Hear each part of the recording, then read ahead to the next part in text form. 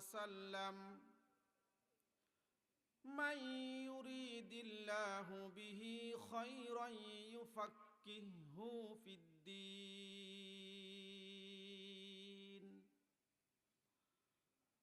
أو كما قال النبي صلى الله عليه وسلم إن الله وملائكته يصلون على النبي يا أيها الذين آمنوا صلوا عليه وسلموا تسليما اللهم صل على محمد وعلى آل محمد كما صليت على إبراهيم وعلى آل إبراهيم إنك حميد مجيد اللهم بارك على محمد وعلى آل محمد كما باركت على إبراهيم وعلى آل إبراهيم إنك حميد مجيد بلغ العلا بكماله كشف الدجى بجماله حسنت جميع خصاله صلوا عليه وآله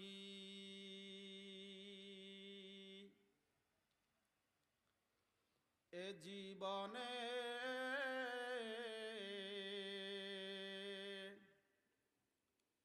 না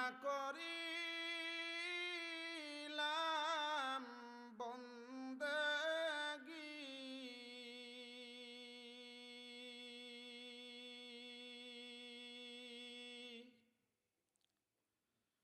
হেলায় হেলায়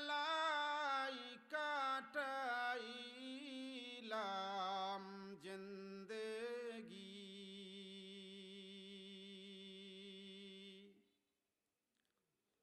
এ জীবনে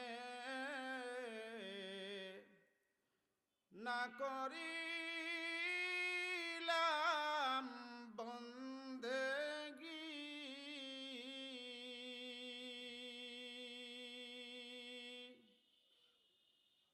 হেলায় হেলায় কাটাইলাম জিন্দেগী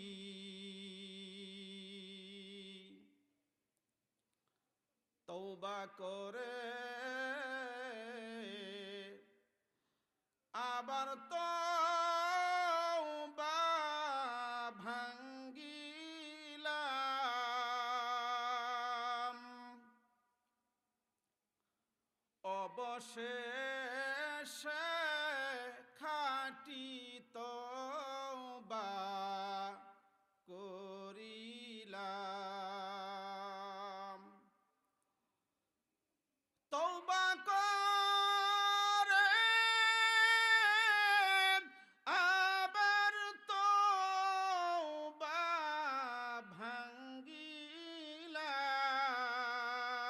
ভাঙ্গিলাম অবশেষে খাঁটি তওবা করিলাম সকলেরই দরজা হইতে আল্লাহ ফিরিয়া সকলেরই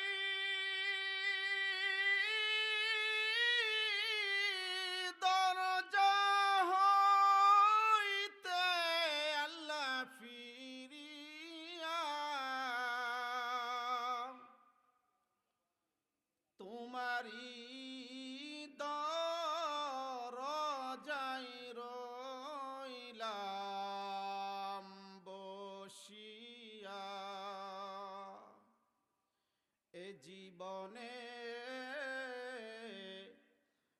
করিলাম বন্দেগি হেলায় হেলাই কাটাইলাম জিন্দেগি হেলায় হেলাই কাটাইলাম জিন্দেগি লা ইলাহা ইল্লাল্লাহ লা ইলাহা ইল্লাল্লাহ লা ইলাহা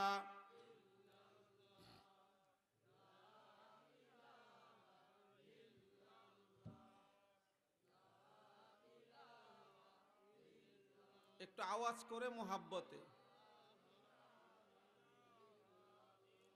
লা ইলাহা ইল্লাল্লাহ লা ইলাহা ইল্লাল্লাহ লা ইলাহা ইল্লাল্লাহ লা ইলাহা ইল্লাল্লাহ লা ইলাহা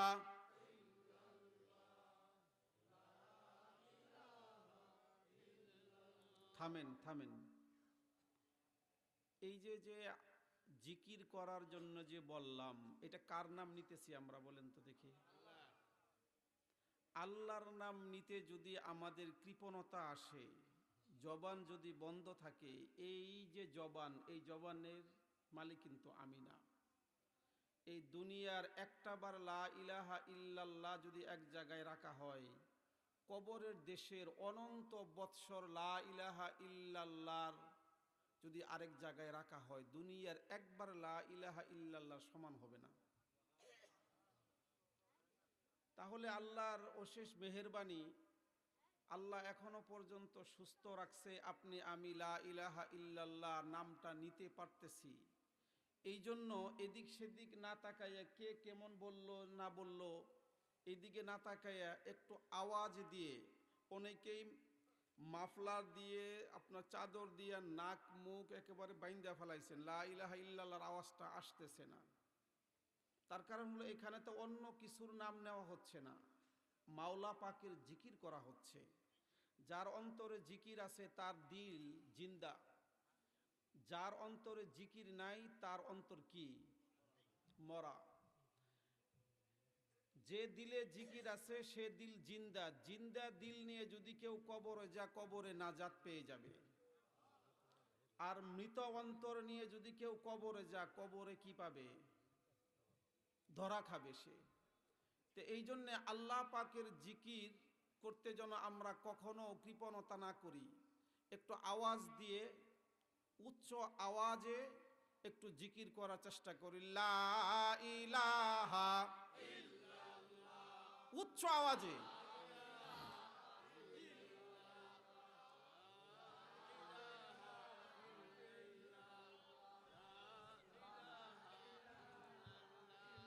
লবণ দেয় নাই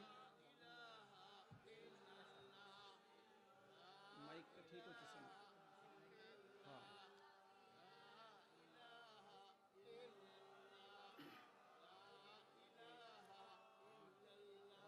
একসাথে লা ইলাহা লা ইলাহা ইল্লাল্লাহ লা ইলাহা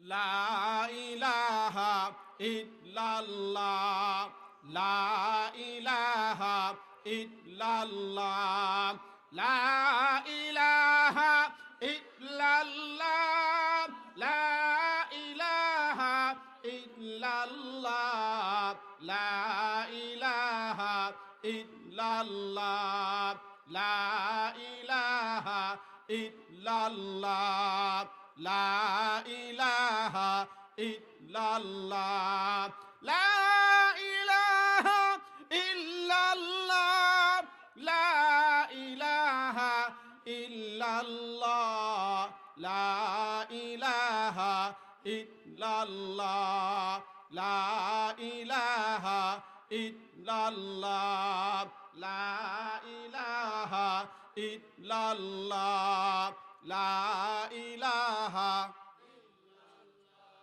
লা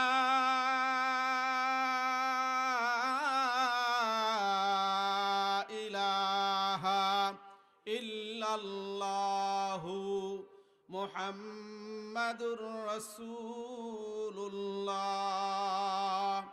সাল্লাল্লাহু আলাইহি ওয়াসাল্লাম। শেহরাতলী মধ্যপাড়া বাইতুন নূর জামে মসজিদের উন্নয়ন কল্পে সমাজ কল্যাণ যুব সংঘের উদ্যোগে তাফসিরুল কুরআন মাহফিলের স্বনামধন্য সভাপতি, দূর দূরান্ত থেকে আগত নায়েবে নবী উলামায়ে কেরাম, ইসলামের জান্ডাবাহী, ইসলামের পতাকাবাহী, ইসলামের নিশানাবাহী তৌহিদি জনতা, পর্দার অন্তরালের সতী ও সাদ্দী মা ও বোনেরা, আল্লাহ তাআলার আলিশান দরবারে লাখ কোটি শুকুর যে মহান আল্লাহ পাক আমাদের সকলকে রিয়াজুল জান্নাহ জান্নাতের বাগানে বসার মতো, কথা বলার মতো তৌফিক দিলেন। এই জন্য দিল থেকে উচ্চ আওয়াজে সুললিত কণ্ঠে চিৎকার মেরে বলি আলহামদুলিল্লাহ। আলহামদুলিল্লাহ বললে আল্লাহ রব্বুল আলামিন বান্দাকে নিয়ামত বাড়াই দেয়। নিয়ামত পেয়ে যদি কেউ শুকরিয়া আদায় না করেন, আল্লাহ রব্বুল আলামিন বান্দাকে কঠিন আযাবে সম্মুখীন হতে হবে। আমরা যে এখানে বসতে পারলাম, এটা কিন্তু বিশাল বড় এক নিয়ামত, ঠিক কিনা বলুন? হয়তো পারে আগামী বছর মাহফিল হবে, কিন্তু আমার পার্শ্বে যে লোকটা বসা আছে এই লোকটা দুনিয়াতে থাকবে না, সে না ফেরার দেশে আপনার পাড়ি জমাবে। হতে পারে আজকের মাহফিলই হলো যে শেষ মাহফিল। আমি আজকে এখানে কথা বলতেছি, আগামীকালকে প্রোগ্রাম হলো মহেশপুর দাখিল মাদ্রাসা মাঠ, আগামীকালকের মাহফিল আমার। হতে পারে ওই মাঠ পর্যন্ত আগামীকালকে আমি যাইতেও কি পারবো না। এটাই হলো বাস্তবতা, এটা মেনে নিতে হবে। এই জন্য মাহফিলে আসা, কথা বলা, কথা শোনা, এটা বিশাল বড় এক নিয়ামত। যদিও মানুষ সংখ্যায় আপনার বেশি হয় নাই, প্যান্ডেল অনুযায়ী যদি মানুষ ওই রকম না হয়েও থাকে, এই জন্য আমাদের মন খারাপ করার কিছু নাই। তার কারণ যদি কারো বোয়াল মাছ খাইতে মন চায়, তাহলে বোয়াল মাছের সন্ধানে তার ঘুরতে হবে, বাজার পর্যন্ত যাইতে হবে, ব্যাগ হাতে নিতে হবে, পকেটে টাকা রাখতে হবে, এরপরে বাজারে যাইয়া তালাশ করতে হবে, তালাশ করার পরে বোয়াল মাছ কিনতে হবে, বাড়িতে আনতে হবে, বেগমকে দিতে হবে, এরপরে প্রক্রিয়া করার পরে খাইতে পারবো। এখন কেউ যদি বোয়াল মাছের স্বপ্ন দেখে, তাহলেই সে বোয়াল মাছ খাইতে পারবে না। এখন আমি জান্নাতে যাব, পরকালীন মুক্তি চাই, আমি সবকিছুই আমার ঠিক আছে, কিন্তু আমি জান্নাতে যাওয়ার যে আমার যে রাস্তা, এই রাস্তা তো আমি কি হারায় ফেলেছি, আমি ওই দিকে হাঁটি না, তাহলে কি আমি জান্নাতে যাইতে পারবো? জান্নাতে যাইতে পারবো না। আগেই আমি আপনাদের একটা কথা বলছি, আমি খোলামেলা ভাবে আপনাদের কথা বলবো। একটা আপন লোক আপনার যত আপন, ওই লোকটা তত আপনাকে ধমকের সুরে কথা বলবে। যেরকম আপনার বাবা আপনাকে যেরকম ধমকের সুরে কথা বলবে, আপনার কাকা কিংবা আপনার জ্যাঠা ওই ধমকের সুরে কথা বলবে না। এবং আপনার আপন বাবা যেরকম ধমকের সুরে কথা বলবে আপনার সাথে, শাসনের মেজাজ দিয়ে, আপনার যদি কখনো আইত্যা বাপ হয়, ওই আইত্যা বাপেও কিন্তু ওই আপনার মেজাজে কথা বলবে না। কেন বলবে না? যে আপন সন্তানের প্রতি তার আলাদা একটা মায়া, আলাদা একটা মোহাব্বত, আলাদা অন্যরকম একটা সিম্প্রীতি। এই বিষয়টা বাবা জীবিত থাকাকালীন হয়তোবা সন্তান উপলব্ধি করতে পারে না। বাবার ধমক, মায়ের শাসন, বাবার শাসন, সন্তান এমন বেপরোয়া হয়ে যা বাবার নামে কোনো না কোনো সময় অন্য কোথাও গিয়ে আপনার কি করে বিচার দেয় যে আমার আব্বা ভালো না, আমার আব্বা এরকম এরকম। কিন্তু ওই সন্তানটাই যখন তার বাবা যখন দুনিয়া থেকে বিদায় নিয়ে যায়, ওই পিছনের ধমকের কথাগুলা কিন্তু হারে হারে সে উপলব্ধি করে আর নির্জনে আপনার চোখের পানি দিয়ে বুক বাসায়। যেরকম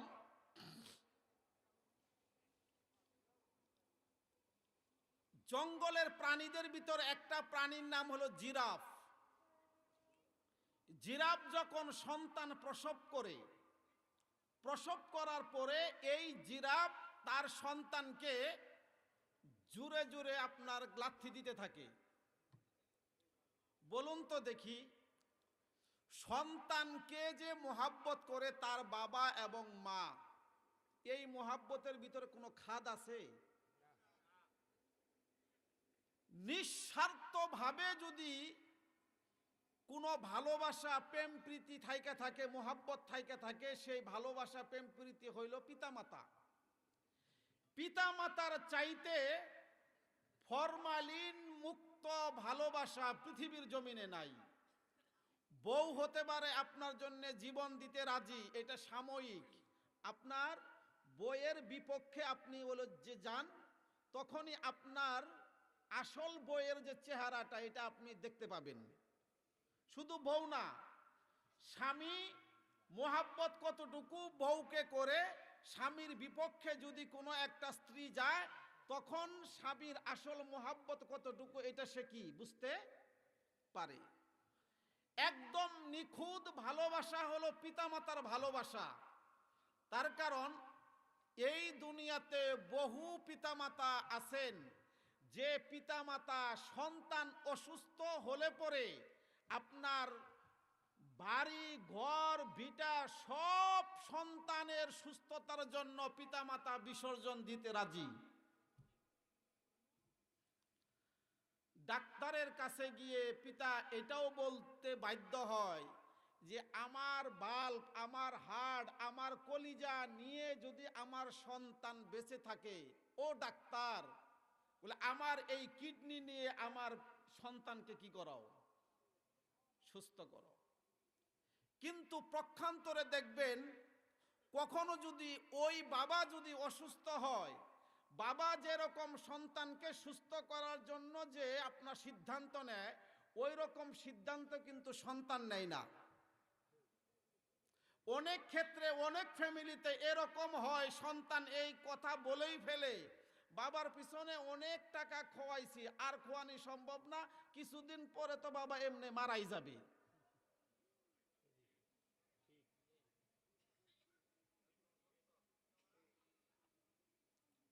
কিন্তু বাবার সমস্ত সম্পত্তি বিক্রি করা শেষ, সব কিছু বিসর্জন দেওয়া শেষ, যদি কোনো ডাক্তার যদি বলে ও বাবা তোমার সন্তান আজকে সুস্থ হয়ে যাবে, তুমি যদি এই 1 থেকে 1.5 লাখ টাকা যদি কি করতে পারো, সংগ্রহ করতে পারো, তোমার সন্তান ভালো হবে। বাবা আপনার বাড়ি ভিটাটুকু বিক্রি করতেও কাহারো কাছে পরামর্শ করতে যাবে না, সে খুঁজতে থাকবে যে আমার এই বাড়ি ভিটাটুকু বন্ধক নিয়ে হোক, কিংবা আমার এই বাড়ি ভিটাটুকু হলো কি কিনে নিয়ে হোক, শেষ সম্বলটুকু বিক্রি করে হলেও আমার কলিজার টুকরা আদনের দুনয়নের মণিকে আমি জীবিত দেখতে চাই। তার কারণ হলো আমি মারা গেলে আমার সন্তান আমার লাশকে কাঁধে নিয়ে কবরে রাখবে।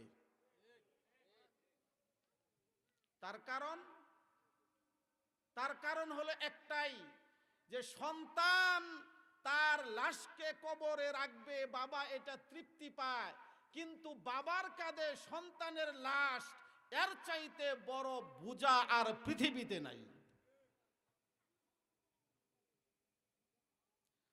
এই জন্যেই এই সিদ্ধান্ত আপনার একমাত্র বাবা নিতে পারে, সন্তান নিতে পারে না। তো এই জন্য সবচাইতে বেশি মহাব্বত, ফরমালিন মুক্ত মহাব্বত যদি কারো থাকে তাহলে সেটা হলো কোথায়? বাবা মায়ের মহাব্বত, অন্য কারো নয়। এই জন্যই সন্তানকে ধমকের সুরে কথা বলে, আপনি যদি আমাকে ভালোবাসেন দেখবেন আমাকে আপনি ধমকের সুরে কথা বলবেন, এটা বুঝতে হবে। তদ্রূপ ভাবে যে কথাটা বলছিলেন যে জিরাফ তার সন্তানকে প্রসব করার পর লাথির উপরে রাখে, এটার হাকিকত হলো এটাই যে জিরাফ চায় আমার সন্তান প্রসব হওয়ার পরে হাঁটা চলা শিখুক। এই জিরাফের বাচ্চা যদি হাঁটা চলা না করতে পারে তাহলে জঙ্গলার হিংস্র প্রাণী এসে এই জিরাফের বাচ্চাকে খেয়ে ফেলবে। বলুন তো দেখি, তাহলে প্রসব করার পর জিরাফ যে লাথি দিয়া দিয়া সন্তানকে হাঁটা চালানো শিখায়, এটা কি আসলে লাথি? এটা কি প্রহার? প্রহার নয়, এটা হলো জিরাফ হিংস্র প্রাণী থেকে তার সন্তানকে কি করে আত্মরক্ষা করার কৌশল শিখায়। তদ্রূপ ভাবে দুনিয়ার জমিনে উলামায়ে কেরাম বিভিন্ন ভাবে আমাদেরকে এই মানুষগুলা, পথগুলা মানুষগুলা যেন জাহান্নামের পথ থেকে জান্নাতের রাস্তা যেন যাইতে পারে, এই জন্য বিভিন্ন সময়ে যদি হাসি মুখে কথা বলতে হয় হাসি মুখে কথা বলে, যদি আদর দিয়ে কথা বলতে হয় আদর দিয়ে কথা বলে, যদি কখনো শাসন করতে আপনার প্রয়োজন হয় তখন তারা শাসনের সুরেই কথা বলে। আর এই কথাগুলা সবার বুঝবার মতো আপনার আকল বুদ্ধি না থাকার কারণে অনেক সময় উলামায়ে কেরামের বিপক্ষে আমরা কথা বলি।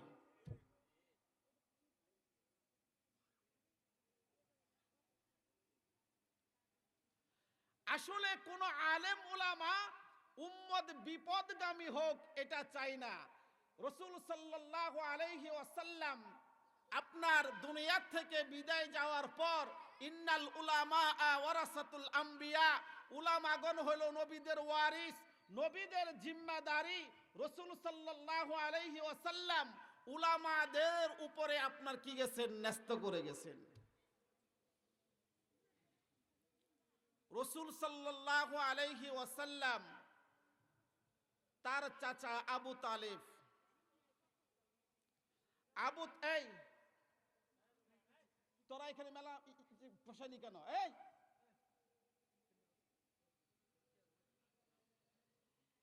দিশেরে নষ্ট করে গায়ে দেখছো কি করছে ভাই? তোরাই করিস না একটু প্লিজ। এই তুই এদিকে চল, এই এদিকে আয়, এদিকে এদিকে আয়। আল্লাহ বিনাশ করছো, বিনাশ করছো। এই ভাই এই যে বাস এখানে কিন্তু রোগে আছে, এই এই যে সামনে, এই যে মেহেরবানি করি করো না। রাসূল সাল্লাল্লাহু আলাইহি ওয়াসাল্লাম তার চাচা আবু তালেব দুনিয়া থেকে যখন বিদায় নেবেন, এই বিদায় নেওয়াটা আল্লাহ রাসূল বরদাস্ত করতে পারছিলেন না। আবু তালিবকে রাসূল সাল্লাল্লাহু আলাইহি ওয়াসাল্লাম মৃত্যুর সময় শিহরে বসিয়া ডাক দিয়া বললেন, ও আমার চাচা,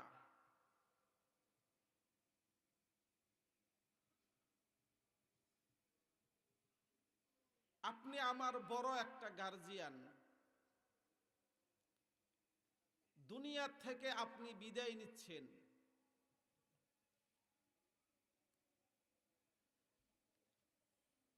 জন্মের পরে আমার বাবার চেহারা আমি দেখতে পারি নাই, ছোট্ট মাসুম অবস্থায় আমার মা দুনিয়া থেকে চলে গেছেন। এই আরবের ভিতরে সবচাইতে গার্জিয়ান আমার আপনি। আল্লাহ রাসূলকে আবু তালিব কেমন ভালোবাসছেন শুনবেন একটু। রাসূল সাল্লাল্লাহু আলাইহি ওয়াসাল্লাম যখন নবুয়তের মিশন চালু করলেন, দাওয়াতি মিশন চালু করলেন, এই আবু তালিবকে আবু জাহেল, উতবা, সাইবা তারা আইসা বলল, হে আরবের লিডার আবু তালিব, আপনার ভাতিজা নতুন ধর্মের আপনার কি দেয়, দাওয়াত দেয়।